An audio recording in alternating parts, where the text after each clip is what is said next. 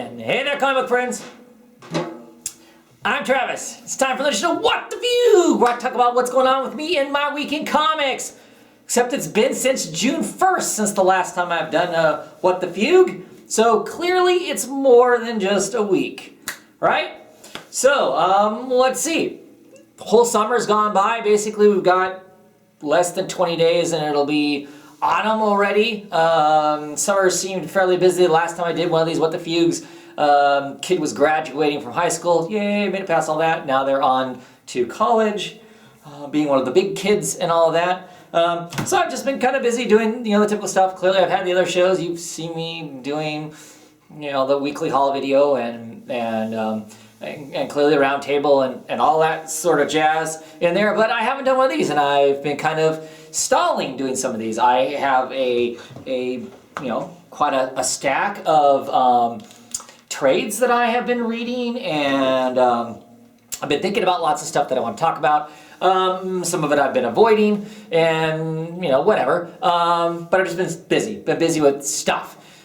So let's start with some fun stuff, right? Let's do some fun stuff first. Of course, I have the new comic book day video that I do every Friday, hoping that I get my comics on Friday to do it.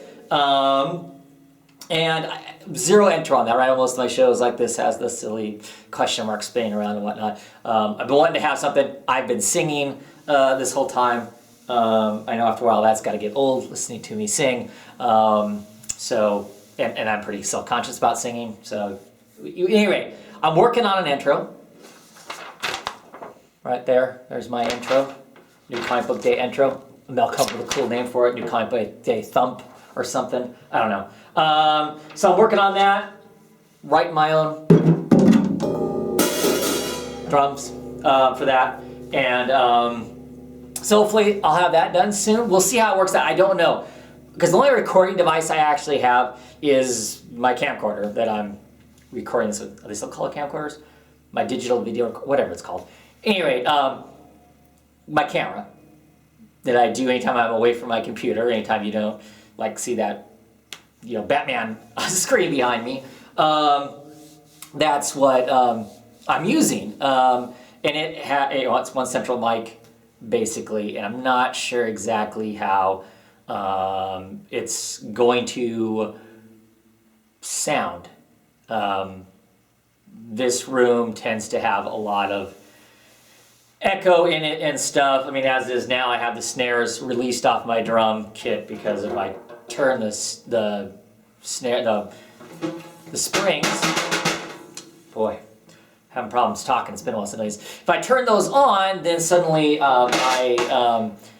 you could probably hear that rattle now with the way I talk, that feedback, and so yeah, that rattle is going to be crazy. Probably at the end of this video, I'll have some rat-tat-tatting, just me beating the crap out of the kit or something, so we can all hear what that sounds like. So I don't know. I'm trying to figure out how I'm going to record that intro, because at some point I'm going to transition all my videos into some sort of a drum intro. Now, am I super skilled on the drums? No. Been playing for a little over a year now. So yeah, I'm going to keep it as basic as I can to start out with, and somewhat marginally interesting. Just another way to entertain myself with these videos, whether I entertain anyone else or not. Part of this is about entertaining the person that's doing it, right? At least I hope that's why you're doing it. If you're doing videos, I hope you're doing it because you're entertained yourself as opposed to trying to entertain everybody else, because I don't think any of us are actually entertainers. And we certainly, unless you have hundreds of thousands of subscribers and you monetize yourself, you're not getting anything out of this as far as that kind of thing goes. So enjoyment. Anyway, so working on that. I'm actually pretty excited about that. Let's see what else.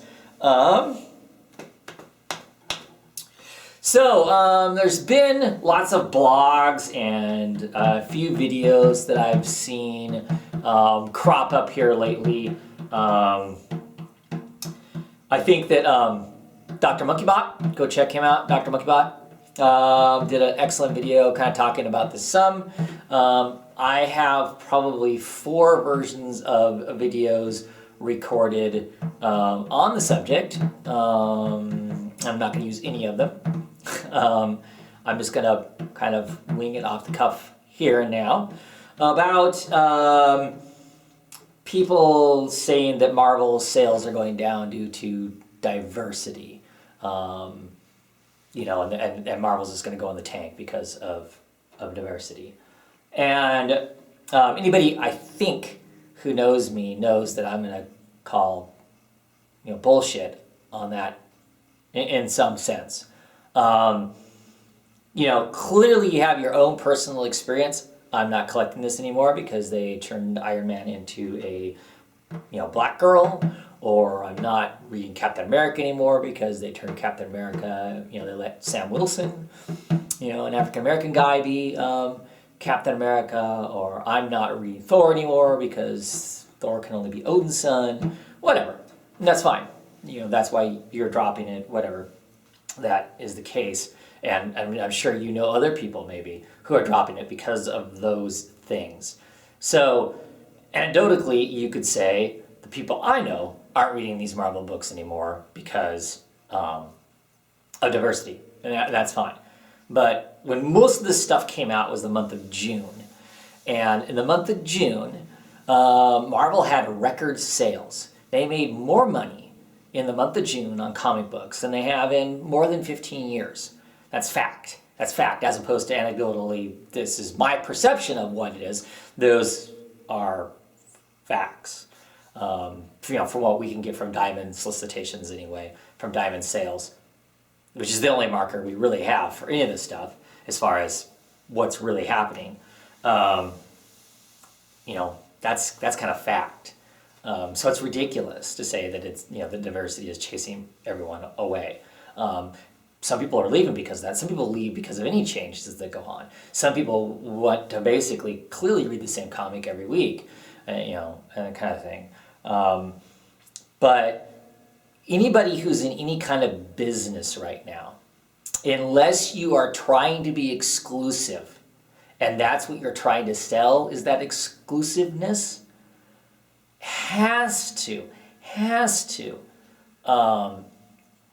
create a market that appeals to the masses.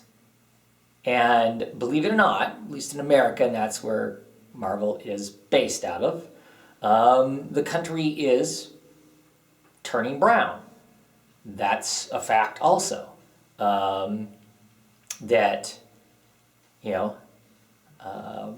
white guys are going to become the minority. And there's everybody else. And they have to sell to those people. They have to find a way to sell to those people. It's crazy not to. The business I'm in, works at diversity all the way around. Whether the philosophy is that you just think that's right, or whether that's how you're going to make more money. You choose however you want to look at it. I personally think it's right. But from a money standpoint also, it just makes zero sense not to be marketing to everyone. And they have to get and continue to get a new audience.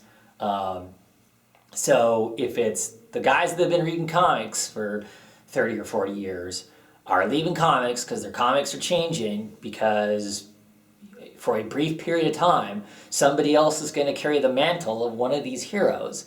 And then more specifically, your issue is that the person who's carrying the mantle isn't somebody that looks exactly like the person who carried the mantle before that. Prime example, Captain America, Steve Rogers, Captain America, Bucky Barnes. Not much of a difference in them, visually anyway. So not so much of an issue, just like, Batman when Dick Grayson takes over as Batman. Not that big of a deal, right? Because it's not that big of a stretch. But it's all part of the legacy thing. But anyway, if you've been reading comics for that long and you don't have an understanding that at some point this stuff's going to shift back to those other characters, or those other characters are going to come back in some sense, I'm not sure what to say about that. That's polite. Because I don't see how you don't know that they're not going to come back. And so it's not going to be that big of a deal, at some point. So ride the story that's there, or if you don't like it, clearly don't pick it up for that period of time and pick it back up when it is. But I think it's pretty pretty telling if you have an issue with the fact that Sam Wilson, the Falcon, would be the next Captain America. He makes more sense than anybody else does. He's been through more stuff, quite frankly, probably than Bucky has with Captain America. So he makes sense to be the next Captain America, if you're going to pass that mantle on. And there's this cool thing about legacy characters, I think. I think it's one of the things that makes some superheroes interesting, is that legacy. Some of my favorite characters are legacy characters out of the DC world and whatnot. These second generation superheroes or whatever. And whether that means they take on their folks or their mentors' mantles, or they take on something else. Somewhere along the way, they always take over the book in some sense, it seems. But at any rate, my 2 cents worth, I think it's bullshit. I think it's bullshit that you can dislike the fact that Marvel's doing those things. That's fine. So everybody has the right to choose whatever. I'm currently continue to be upset with Marvel, mostly due to the fact with its event-driven content. I don't have any desire to read it. I don't have any desire to read something that's event-driven. Their universe has become event-driven, and then everything else is subject to those events. With few rare books that aren't, that I'm aware of, and most of those books that aren't, I'm really, really enjoying a lot. So that's my thing. DC has just announced that they're going to start doing crossover type stuff and whatnot, which is not as worrisome to me as events are that affect the entire universe. But it's certainly, am now projecting exactly how it's going to affect my comic buying, and there's stuff I'm just not going to get because of that, not because of diversity. But at any rate, Marvel's making money hand over fist with the things they're doing. If you want to take the time to actually go and listen to the creators that are making the books and listen to their bosses that are signing off on these books, most of these books that people are complaining about, the Thor book, for instance, which, by the way, is selling better than the Odinson Thor book did, both written by the same writer. So it's not like there's this fundamental change that would suddenly, like I was a shit writer on the book before with a crappy artist. Not the case. And then suddenly they're off the book and somebody great comes on, and then that's why the sales went up. No, sales went up because more people were interested in a new Thor story, and that new Thor story entitles somebody else being Thor besides Odin's son. And now I forgot what my other example was. But they're selling better now. Oh, and the other one was the Iron Man with the young black girls going to be Iron Man, is taking over the mantle in some sense. We don't even know how, because the book hasn't come out yet, quite frankly. So we don't know if she's going to call herself Iron Man, Iron Maiden, whatever the case may be. And people are already, going ape over the fact that, oh my God, they got rid of Tony Stark and whatnot. That wasn't a story of forced diversity. Has nothing to do with it. Michael Bendis decided he wanted to tell a different kind of story, so this is what he told. Nobody put a gun to Bendis' head and said, look, you need to make a Latino African-American character and make them Spider-Man, with Miles Morales, Spider-Man. No, that was his idea. He took it to them and said, hey, wow, I got this cool idea. I want to do this. And they went, awesome. Probably for 2 reasons. 1, because it sounded like it was a good story from a good writer, from a good creator. And 2, hey, it does fit into the diversity that we know we need to develop. Regardless of the social justice warriors, as everybody wants to call them, that's just good business. It's good business to appeal to everybody, and they need new people. If it's the old people that are leaving because they don't like the changes and they're gaining new people, it's a watershed they probably are okay with, They need to appeal to a larger masses. As the movies appeal to a larger masses, get sold in other countries and whatnot, it would be prudent that if there's massive sales in the Asian market on their movies, maybe they can dip into some of that with their with their comic sales. Now, I know some of you old-time people are going to say, bah, movies don't draw anybody into comics. And I used to say that too. I used to say, oh, this isn't going to generate any sales. But it's not true. One of the reasons I know it's not true, because if I actually honestly go back and look at my comic reading history, what got me into reading comics in the first place, is I saw Spider-Man on the old 1970s Electric Company. And that's the first place I saw Spider-Man. Like, ooh, wow, this is a cool dude. This is whatever. And I happened to be in a grocery store, and there was the good old spinner rack there, and I saw Spider-Man on the cover of a comic book, and I went, whoa, there's these other things that I can check out that have these characters in it. It happens. Happens. Guarantee there's somebody's going to make a comment in the comments say, yep, I wasn't reading any of this stuff, and then either Euro came out, or the movies came out, or I was more interested in all those movies and whatnot, and then I went, oh, it's crazy for me not to be jumping into comics. Anyway, I don't want to get off on a big old ramble on this thing.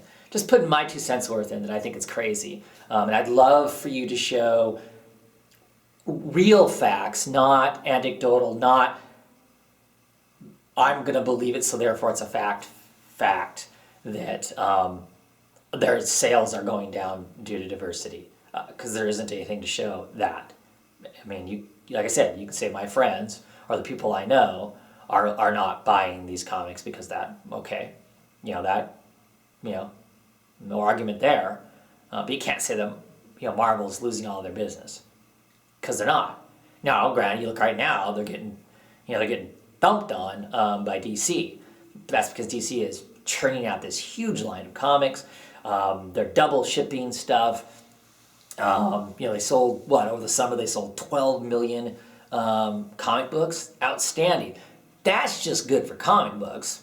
But regardless of that, I think that it's not going to last. It doesn't last. The high of the ones, wears down and whatnot. The more, I think there's other elements in there that are making the sales better. Right now, I actually think double shipping is probably a positive right at this point for a money making, and I don't know, I think it makes people more interested. I think there are young people who are reading comics that like the comics coming out faster, because they don't forget about what's going on. Because you occasionally hear people say, oh man, I read that comic a month ago, and I can't remember exactly what was going on in there. Or their interest wanes. With the younger generation, a lot more stuff is immediate, and they want that immediate turnaround on things. Where's the next one? Where's the next one? Where's the next one? That's why my kids like the big, thick mangas, because it's a long time before they go, where's the next one? My daughter started reading Lucifer. She's been reading Lucifer up until about issue 5, I want to say. I think we're on like 7 or 8. So she read pretty much that first arc, but still kind of challenging because it only came out once a month. So she kind of lost interest, not because she's not interested in the story, because she keeps saying, hey, stack those aside for me so I can read them. Then she never gets around to reading them because she kind of forgets about them. But if they came out every 2 weeks, it would be often enough that she wouldn't forget about them, and I think she'd still be generating and still be reading them and whatnot. Now, is that necessarily I want all my comics to be double shipped? No, I don't. I still think there's a lot of fallacies to the double ship, and I think those chinks are going to start showing up in some of the comics. Some of the comics have solid teams on them otherwise. But anyway, my 2 cents worth, I think it's bullshit. I think it's quite honestly bigoted, this kind of view against diversity, of comic books being a mirror of what is in the world. And it should be. It should be a mirror of that. And it should go beyond just being a mirror. It should be a window to places that we don't see. It should be a window to places that we don't see, so we can experience something different. Because that's another cool thing about comic books. They can open up other avenues, open up other thoughts, open up other ideas about how the world functions. I think those are all important things, and they don't happen if our comics stay like they were in 1978 and nothing changed from that era. Everything stayed there. The story stayed the same, the characters stayed the same, and everything was static. I don't think that, quite honestly, there's any interest in that. Those comics back there are great, fun to read, have some great art in them, and then of course there's all the pitfalls about them. You know, quite honestly, comic books are written way better now than they ever were then, and you know, and some other things, but they're still fun from a collecting standpoint. But anyway, I can ramble, but like I said, I just think it's kind of absurd. Let's talk about some of the books I've been reading. So I've read a whole bunch of trades. I'll start out with, I finally finished, let's see here. I finally finished BPRD Plague of Frogs 3 and 4. Thank you once again, Christina, for coming across the hardback version of Volume 3 because they quit printing it after Volume 2. These are the original 3 and 4 are the original, then they start reprinting in hardbacks again. They got to 2 and I don't know, none of sales or whatever the case was. They quit putting them in hardback. So I finally got to read the whole story. When I got to 4, about 3/4 of the way into 4, I knew the whole story from that point forward because I have them in singles. But the very end of the Plague of Frogs is where I jumped on BPRD in singles. So it was kind of cool to get to go back and read the rest of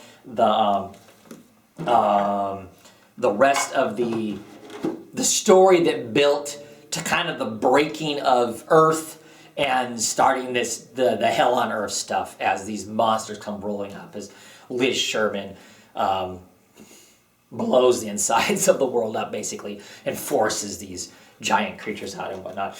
Most of the artwork in these last 2 volumes, actually I think it's exclusively Guy Davis as far as art goes. I like Guy Davis fine. You know, top of my list of super exciting people. He works really well for the BPRD kind of stuff. Somewhat reminiscent of the Tyler Cook BPRD stuff, which some of us who've read a lot of BPRD were excited by his stuff. More solid noses and faces and stuff like that in this. But the monsters are still fabulous, with smatterings of Mignola's artwork in between. The covers and the chapter pieces are always Mignola art, which is always awesome. And then of these hardbacks, you get to the back, and the back is basically giant back matter of character sketches and concepts, and them working up a lot of the stuff. But a great series. Now I'm thinking that probably I want to see what BPRD stuff, if there's anything what's before the Plague of Frogs. I mean, I know there's stuff, I just don't know what there is in as far as trades. I'm still really thinking that at some point I'm going to see about picking it all up in singles, even though I have these big things. 4 hardbacks of the Plague of Frogs. I'm thinking about picking them up in singles. Occasionally I go on eBay and that sort of thing and look to see if somebody's selling some big massive lot of them for some sort of a decent price, and pick them up that way. A little harder to pick up the old BPRD in singles because back before issue 100, they were put out in series. They would have undertitles, like it would be BPRD Plague of Frogs, Infinite Jest. And there'd be 4 or 5 issues to that. And then after that, it would be BPRD Plague of Frogs, The Devil Knows No Wrong. And there'd be so many issues of it and whatnot. So there's no real numbering system. Unless you open it up on the inside of the comic, it would say, it might be number 1, Plague of Frogs, Infinite Jest, number 1. But you open up the inside and it would say it was issue number 43 in a series of 43 in a series kind of a thing. So a little hard to pick them up that way to know exactly what all's there. Not quite as easy to browse to get them, but I'm still thinking about picking them up that way. I think next up for me, I've read bits and pieces of Hellboy, but to be quite honest, I haven't actually read the Hellboy stories in its entirety or in its larger breadth. So I'm probably looking at getting like the library editions of those in hardback, if I don't go on a single hunt for those. Really like the Mignola universe. Solid, really engaging and cool books, and with John Arcudi helping write, and he jumped in. I don't think he was here for the whole Plague of Frogs. I have to go look at the other trades to know for sure, but the lion's share of it that he had to do with, and the way he develops characters, that is his strong point, clearly, and great stuff. Anyway, Dark Horse books. Another Dark Horse book I picked up This is Semi-Auto Magic, written by Alex DeCamp. The biggest reason for me picking up the story is I like Alex DeCamp. She's a fun writer. But the biggest reason for me picking it up would be the art by Jerry Ordway. Huge Jerry Ordway fan. He did lots of work. Oh, back in the 80s and stuff. That's where I'm familiar with him. He drew a lot of Justice Society, drew Infinity Inc. Him and Roy Thomas were quite the team back in the day. But he does some just awesome art. I love his style. I love his style. Hasn't changed, but it's not outdated. It doesn't feel like it's from a bygone era. It doesn't look like it's trapped in a particular time. Or if it does, I guess for me, it's a time that I'm okay with. I just love that style. I love the way he does hair. And so that's the biggest reason I picked it up. Super excited for that. There's some Kickstarter version of this. I think it has a lot more to it than what this does. This isn't the Kickstarter version. This is just the trade. I read about half of this through Dark Horse Presents, like 3 pages at a time, month to month, kind of thing. And it's basically this kind of really cool story about this Alice Creed. She is a professor, and she teaches parapsychology, magic theory, and that sort of stuff at like the equivalent of Princeton, I believe. And little we know that in reality there actually is magic out there. There's actually monsters out there, and there's a secret society that hunts said monsters and that sort of thing. And she's been tasked with helping take care of them and whatnot, and she goes through quite a bit of adventures in the process of that. And it's just the kind of story that I just really like. I like the kind of Call of Cthulhu, monster hunting, thing that goes bump in the night, let's go blast it. If the magic doesn't work, stick a double-barrel shotgun in its face and pull the trigger, kind of a deal. But just kind of a fun little trade. I know there's other stories out there because I read part of this in Dark Horse Presents, and the stuff I read in the Dark Horse Presents was pretty cool. There's all kinds of, they use spiritualism and video games and all kinds of great stuff in that and whatnot. It's good stuff. A superb book. I think it's now. No, I don't know if this one won Harvey or any of those other big name things, but probably will when it comes out to awards for this. This is How to Talk to Girls at Parties. It is a Neil Gaiman story. It's a short story, but Fabio Moon, Gabriel Bra, big comic book out of it, and it is outstanding. It is beautiful. It is poetry, and it is poetry in art. It is poetry in the words. It is just a gorgeous, smart book. I am a huge Gabriel Bra, Fabio Moon fan. I'm kicking myself that I could not figure out how to get to Rose City Comic Con. Is this coming weekend? And that's in Portland, Oregon. So I would take a guess, maybe Sleepy Reader or 66 is going to be there. I know my friend Eric from Longbox Review is going, but the twins will be there. And I would love to have them sign some of my Casanova stuff, and I would love to drool all over them and go, oh, you guys are just awesome. Because they are simply amazing artists, amazing cartoonists. Pretty much anymore I just pick up whatever they're selling because I know I'm going to like it.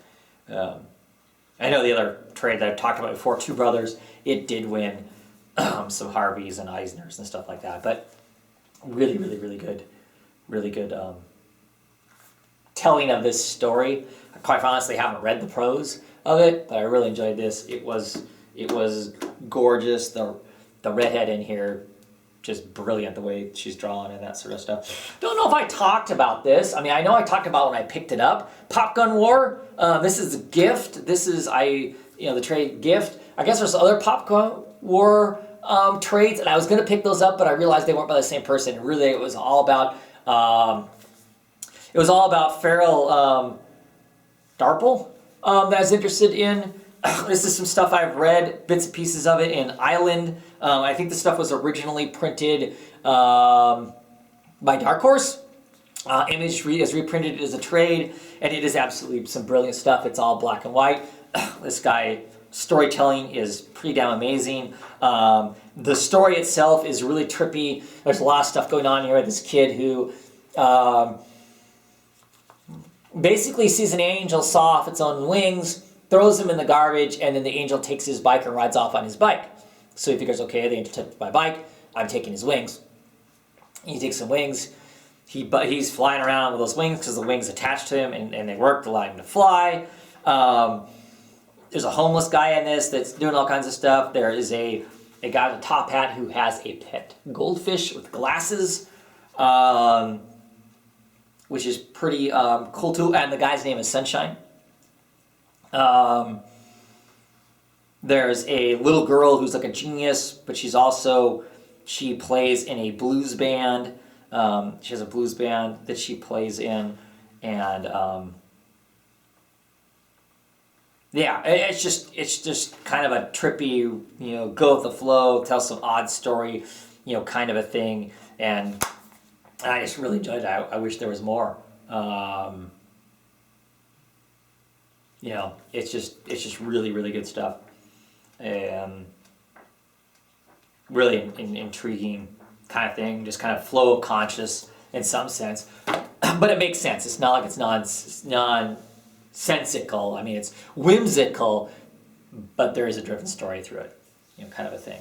So that's what I've been reading over the last months, whatnot. Other things that are coming up. What today is, I believe, is either the 5th or 6th of September, and the 11th is my, I want to say, 5th anniversary on YouTube. Why I started doing videos on September 11th, I'm not sure, all things considered in America. Not sure how that worked out, but yeah, that's when I established the channel. I don't think that's when I put my first video up. My first videos that went up, if you go way back and check them out, I think really have to do with, it's the beginning of the New 52, and I think like my first video was a video called Not on the Pole, and it was me talking about the comic books that I didn't order through. I wasn't using Discount Comic Book Service at the time, but I was using another service like it because we didn't really have any comic book shops here. So I had my comic order, but there was a Hastings that was here, and they sold some comics, and so the ones I didn't order, there were some that I was kind of ended up being curious about, and I picked them up. And I was talking about those books. That's why it was called Not on the Pole. Things that I hadn't on my pole, but I was still reading. Like Catwoman #1, I think was one of the first ones I talked about, and that sort of thing. So yeah, come a long way in that 5 years. I don't really think my channel's necessarily developed a lot. It's still a lot of me rambling. I've had other people come and talk comics with me at points or another.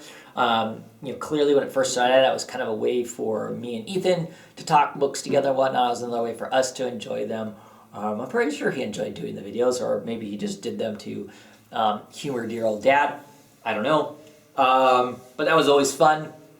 We used to travel around that first year or two. We'd actually do our review videos. We'd travel around the area that I live in and do our reviews on docks while the boats are swaying. We would do them down by frozen rivers. We would do them on the top of hills and mountains. And that was a lot of fun, kind of silliness along the way. And we had some fun. Did some zombie videos, did some sock puppet videos and all that kind of stuff. But I've met lots and lots of great people along the way.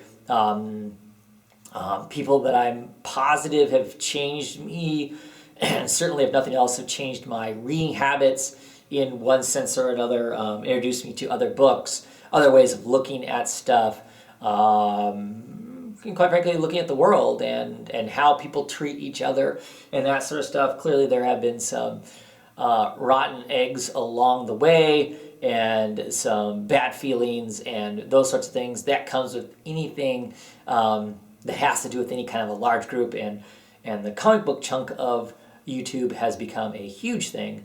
It was relatively small when I popped in. I popped in with a group of people. We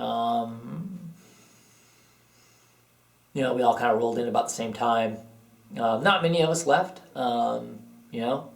but yeah, always new people coming, which is awesome. I love seeing new faces, love getting new people, and people who are reading different stuff than me is just tremendous to get that exposure to other stuff. Because clearly, as much as I try to keep up on everything, there's no way you can, right? So it's awesome to see other people, other diverse people reading different stuff.